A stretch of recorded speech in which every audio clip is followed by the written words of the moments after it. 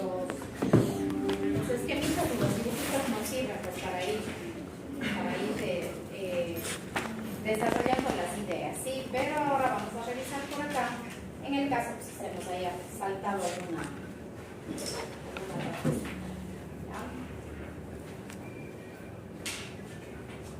igual si es que hay preguntas, si es que hay dudas, acuérdense de realizar, ¿ya?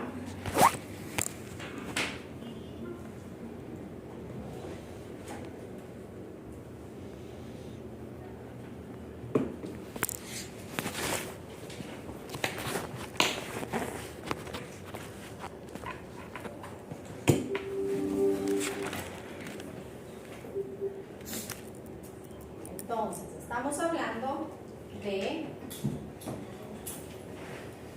el estudio de la química, que como vemos ahí, pues es el estudio exactamente de la materia. Aquí en este caso, no vayamos a confundir, acuérdense que estamos hablando de la estructura de la materia partiendo de las partículas subatómicas. Acá vuelvo a hablar de partícula, pero no es partícula subatómica, sino es de la partícula que yo puedo observar, sí, o sea, todo lo que saco es medio mecánico, por trituración, por ejemplo, tengo un pedazo de vidrio y ese pedazo de vidrio pues le obtengo las partículas más pequeñas por partículas físicas, sí, por eso es que no les incluía ya dentro de la división de la estructura de la materia, porque hay materia que sí puedo obtener partículas, pero básicamente son los sólidos, sí. Pero, por ejemplo, en el oxígeno del aire o en otros elementos, pues no puedo obtener dichas partículas que les mencioné. Sí, pero estamos hablando aquí del fraccionamiento de la materia, ¿ya? Entonces, esto es lo que estuvimos viendo. Les mencionaba, ¿se acuerdan acerca de los quarks? Que son, digamos, como componentes de energía propia de las partículas subatómicas. Pero partimos de la partícula subatómica. Electrones, protones, neutrones, los cuales se van uniendo y me dan lugar a los átomos, y luego la unión de varios átomos, de varios elementos iguales o diferentes, me dan lugar a la formación de la molécula.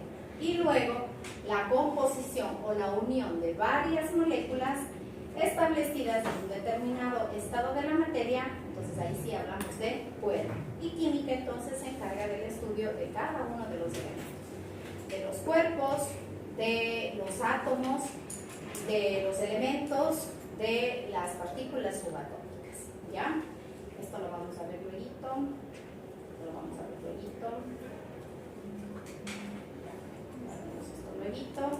Y luego pues nos fuimos a los estados de la materia, ¿no es cierto?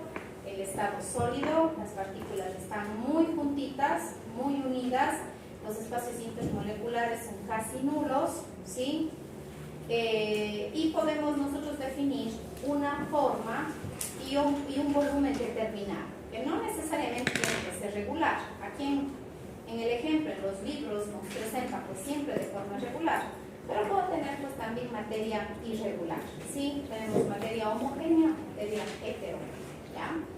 En el estado líquido, como vemos, las moléculas de los espacios intermoleculares son un poquito más separados, un poquito más espaciados, lo que le permite tener un volumen definido, sí, pero una forma que se va adaptando al recipiente que lo contiene, ¿ya? Pero el volumen es definido también. Aquí volumen definido, acá también volumen definido. En el estado gaseoso, como vemos, el espacio intermolecular es sumamente más amplio, ¿sí? Y digamos que las fuerzas intermoleculares entre ellas están un poquito más dispersas, no hay mucha fuerza entre ellas. Aquí las fuerzas entre moléculas sí son muy fuertes, por eso están súper unidas las moléculas.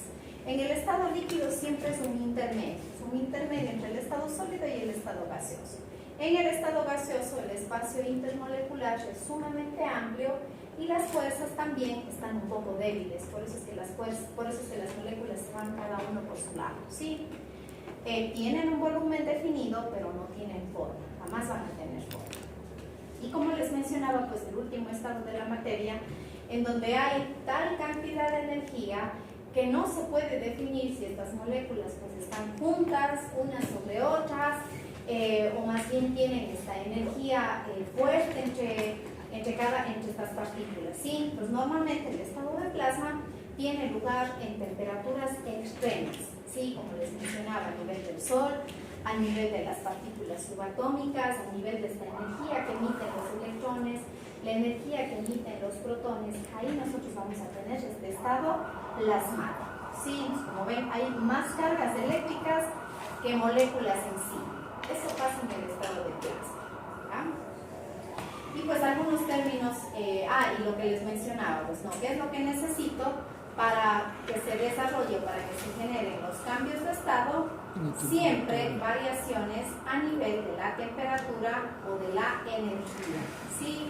A medida que aumenta la temperatura va cambiando de estado, y voy aumentando también, pues, o más bien dicho, voy obteniendo los distintos estados de la materia, ¿sí?